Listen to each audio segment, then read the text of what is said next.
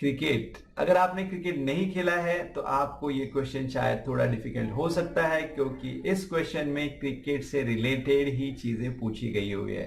तो वो चीजें क्या है और इसे किस तरीके से फॉलो करके हम एक अच्छा 3D स्कल्पचर कंपोजिशन बनाना चाहिए, ये समझने के लिए इस क्लास के अंत तक बने रहिए।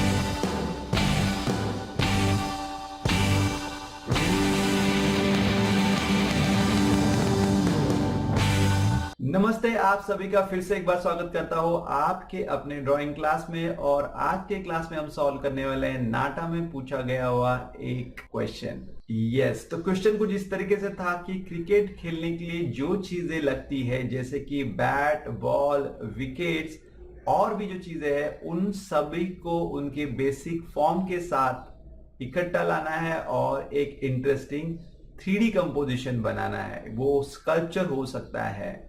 और उसके साथ कहा गया है कि इन चीजों को आप कोई भी साइज में आप बना सकते हो, छोटा बड़ा कर सकते हो और रिपीटेशन भी कर सकते हो, बट कम से कम 3 चीजें तो इस कंपोजिशन में होनी ही चाहिए।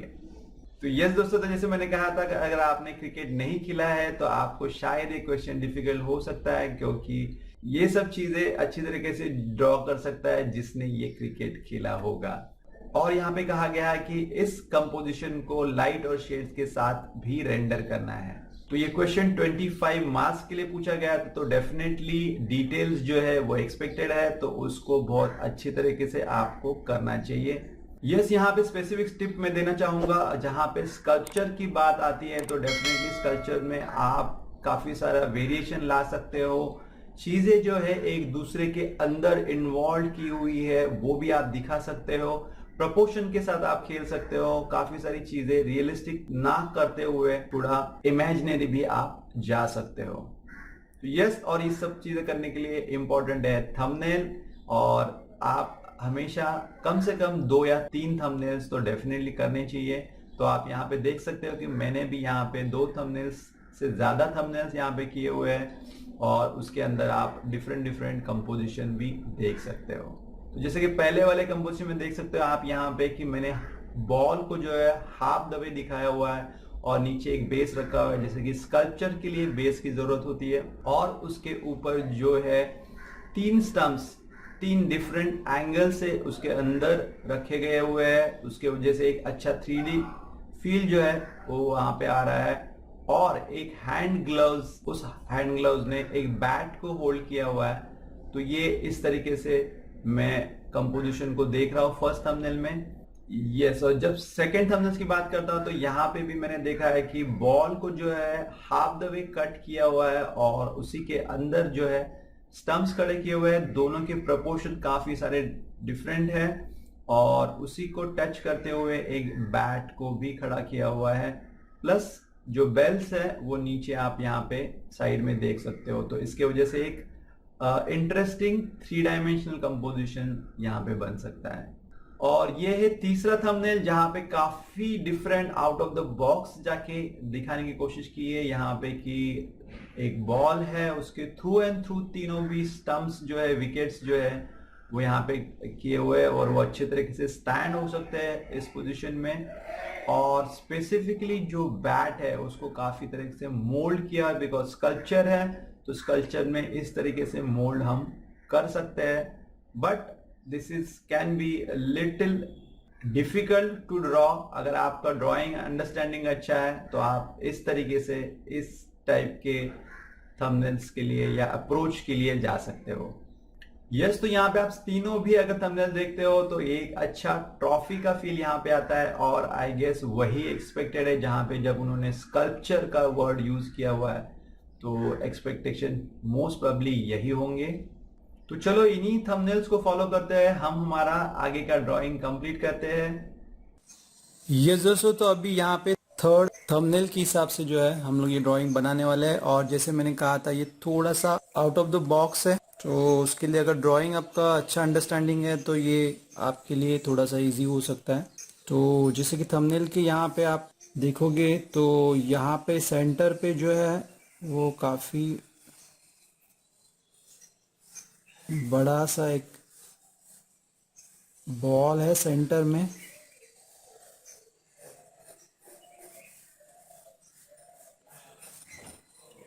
और इसके एग्जैक्टली वर्टिकली सेंटर के यहाँ पे जो है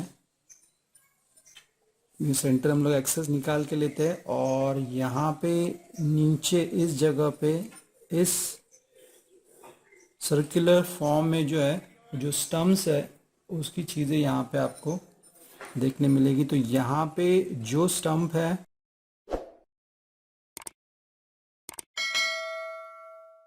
वो पीछे की तरफ गया हुआ है यहाँ पे और थोड़ा सा ऊपर है।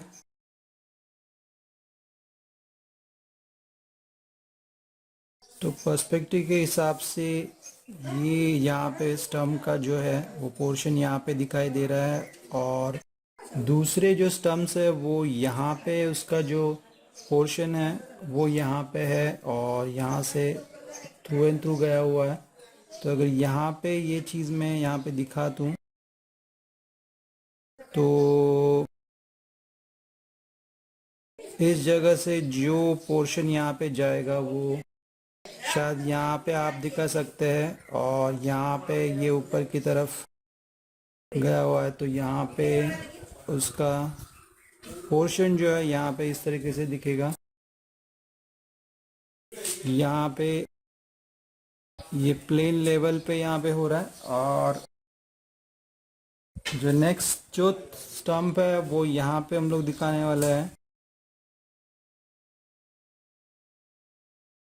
जो थोड़ा सा यहाँ पे शिफ्ट कर लेता हूँ ताकि डिस्टेंस मेंटेन हो सेम।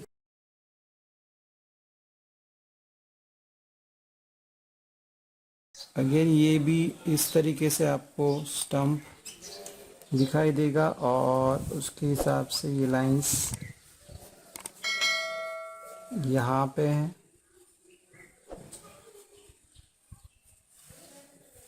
तो इस तरीके से स्टम्प्स के जो है स्टंप वो ये बॉल के थ्रू एंड थ्रू यहाँ पे जा रहे हैं वो हम लोग ने विजुलाइज किया था। और उसी के साथ जो यहाँ पे बॉल के जो लाइंस है बॉल का जो डायमेंशन है वो कुछ इस तरीके से यहाँ पे जो एक्चुअली सेंटर लाइन होती है वो हम लोग ने यहाँ पे ड्रॉ की थी और उसके साइड में कुछ डिज़ाइन होते हैं स्टिच वो यहाँ पे आप देख सकते हो। यहाँ पे बॉल और स्टम्प्स ये दो चीज़ें यहाँ पे हमने ड्रॉ की हुई है और जो थर्ड इम्पॉर्टेंट चीज़ है वो बैट है। बट उस बैट को जो स्पेसिफिकली यहाँ पे कुछ मोल्ड किया हुआ है कुछ डिफरेंट तरीके से मोल्ड किया हुआ है। तो उसके लिए ये मोल्ड का जो ड्राइंग है वो हमें कुछ इस तरीके से करना चाहिए। अगर आपका ड्राइंग अंडरस्टैंडिंग प्रॉपर है तो ये सब चीज़ें आपके लिए काफ़ी इजी हो सकती है।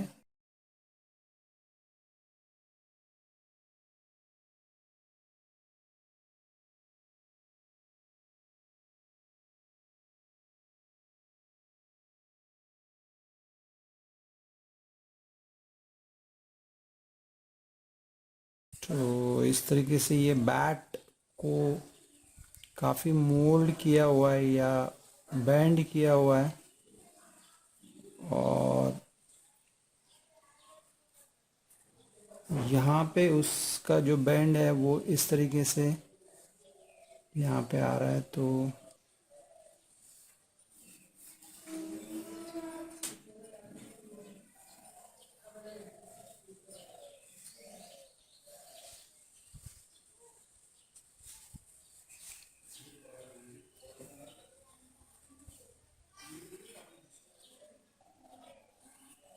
ये थोड़ा सा डिफ़िकल्ट हो सकता है बिगिनर्स के लिए समझने के लिए और पर्सपेक्टिव में ड्रॉ करने के लिए। बट यस डेफिनेटली प्रैक्टिस के साथ आप ये चीज़ें अचीव कर सकते हो।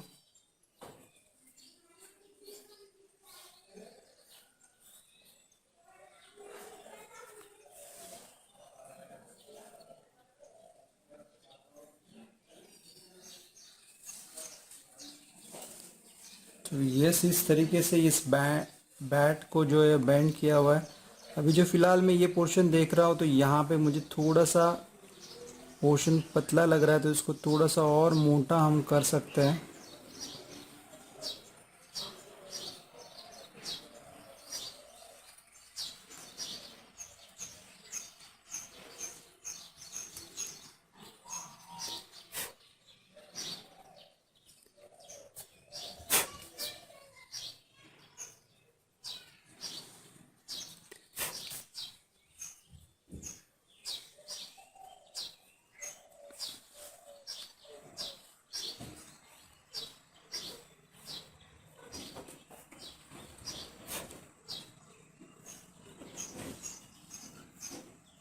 यस, तो इस तरीके से ये जो है बैट भी यहाँ पे हो गई है। और जैसे कि ये हम लोग ट्रॉफी की बात कर रहे हैं तो यहाँ पे इसको बेस होना बहुत ज़रूरी है।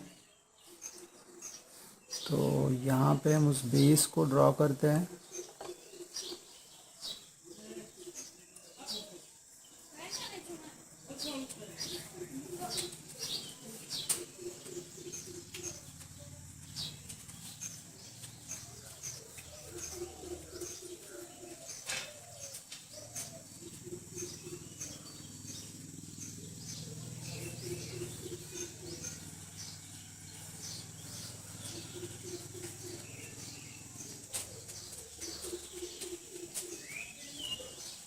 तो इस तरीके से ये है। और यहाँ पे मैं थोड़ा सा और एडिशनल यहाँ पे डालना पड़ेगा क्योंकि यहाँ पे एम्प्टी स्पेस काफ़ी लग रही है। तो उसको फिलअप करने के लिए हम लोग यहाँ पे एक पर्सपेक्टिव में जो है बेल्स यहाँ पे ऐड कर सकते हैं, जो और इस कंपोजिशन को और अच्छा बना सकता है।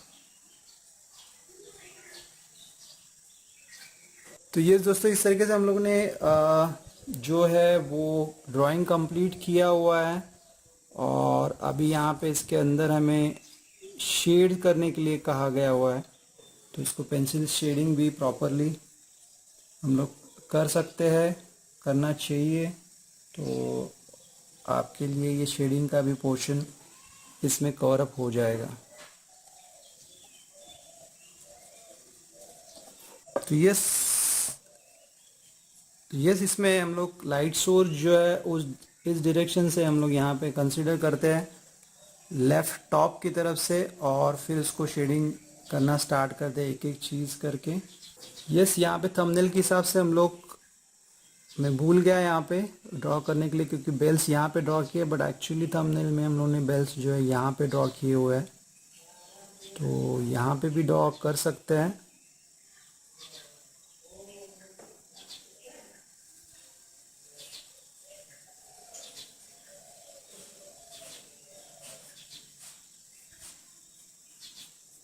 क्योंकि ये स्कल्पचर है तो इसके अंदर हम चीज़ें, हमें एडिशन चीज़ें हम लोग कर सकते हैं।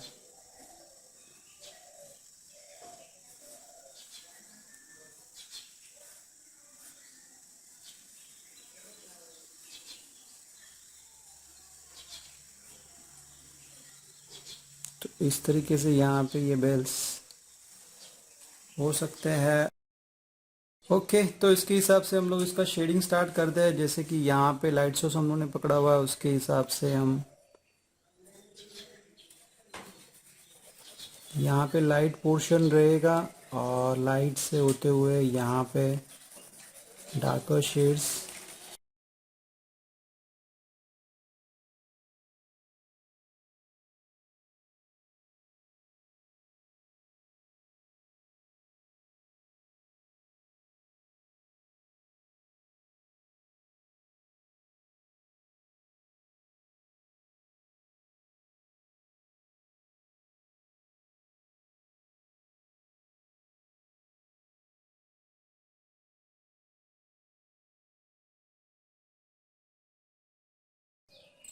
लाइट सोर्स को प्रॉपरली ध्यान में रखे हमें चीज़ें करनी चाहिए। और कुछ कुछ जगह पे लाइन स्ट्रोक्स यहाँ पे छोड़नी चाहिए, प्रॉपर आउटलाइन नहीं होनी चाहिए अगर आप शेडिंग की बात करते हो तो।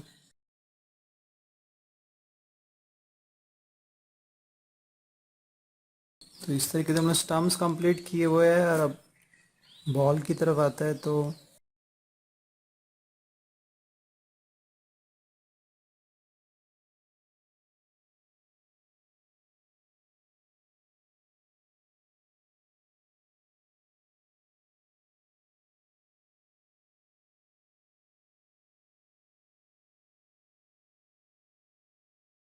लाइट डायरेक्शन के हिसाब से ये पोर्शन ऊपर का लाइट रहेगा और नीचे का डार्क, तो धीरे धीरे उसको डार्क करते जाना है।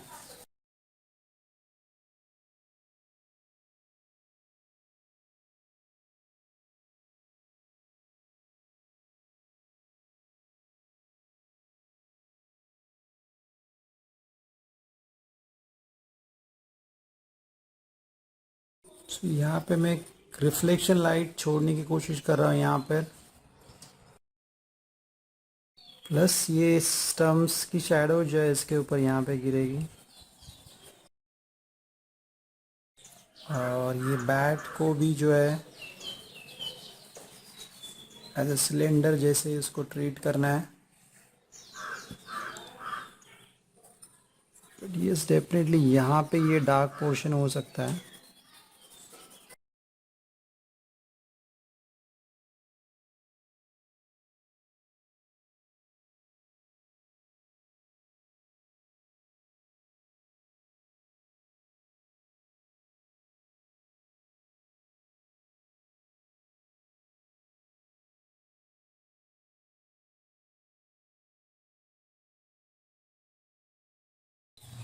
ये स्पेसिफिक जो कर्व मैं ड्रॉ कर रहा हूँ इसका बॉल का शैडो जो है उसके ऊपर मेजरली रहेगा राउंड, फिर उसके बाद लाइट सोर्स दिखेगा।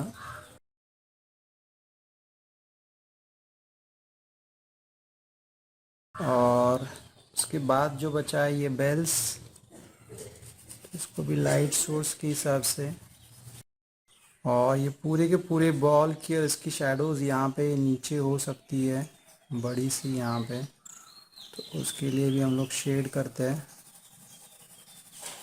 सो उसमें नेचुरल फील और अच्छा आ सकता है।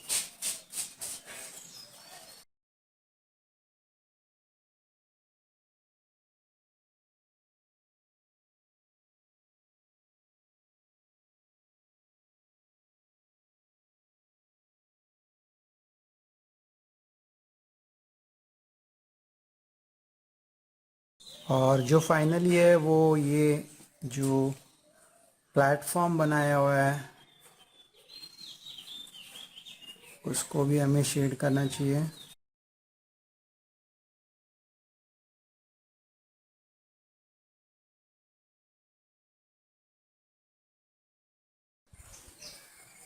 यस दोस्तों, तो इस तरीके से हमारा जो स्कल्पचर है 3D sculpture with cricket kit is ready. Yes दोस्तों, तो ये था आज का क्लास जहाँ पे हम लोग ने बहुत अच्छी तरीके से जो स्कल्पचर का एक्सपीरियंस चाहिए वो यहाँ पे लिया हुआ है और बहुत अच्छी तरीके से समझाया है कि क्वेश्चन को किस तरीके से रीड करना चाहिए, उसके अंदर के डिटेल्स क्या क्या पूछे है उसको किस तरीके से फॉलो करना चाहिए। तो मैं आशा करता हूँ कि आज का क्लास आपको बहुत पसंद आया होगा और आपने उससे जरूर कुछ ना कुछ चीजें सीखी होगी। तो प्लीज कमेंट बॉक्स में लिख के भेजिए आपने सचमुच में इस क्लास से कुछ सीखा और वो स्पेसिफिकली क्या सीखा। अगर इस क्लास के बारे में आपके कुछ क्वेश्चंस भी है तो वो भी आप कमेंट बॉक्स में लिख के भेज सकते हैं। मैं जल्द से जल्द कोशिश करूंगा उन सभी क्वेश्चनों को आंसर करने की। यस दोस्तों, मैं फिर से एक बार आपको रिमाइंड करना चाहता हूं कि अगर आपने अभी भी मेरे चैनल को सब्सक्राइब नहीं किया है तो प्लीज सब्सक्राइब कीजिए और नोटिफिकेशन बेल आइकॉन को भी प्रेस कीजिए, तो आने वाले सभी क्लासेस के बारे में आपको इन्फॉर्मेशन मिलती रहेगी। अगर आपको मेरे क्लासेस बहुत पसंद है और आप चाहते हो कि इसी तरीके से मैं और क्लासेस लेते रहूं और वीडियो बनाते रहूं तो प्लीज मुझे सपोर्ट कीजिए। मैं अपना गूगल पे का QR कोड जो है ये स्क्रीन पे रख रहा हूं, तो प्लीज आप उसके थ्रू डोनेशन मुझे कर सकते हैं जो मुझे हेल्प हो सकती है ये कंसिस्टेंटली क्लासेस लेने के लिए और अच्छे अच्छे वीडियो आप तक पहुंचाने के लिए। यस, आप कोई भी अमाउंट पे कर सकते हैं, आपकी विश है। डिटेल आप स्क्रीन पे देख सकते हो।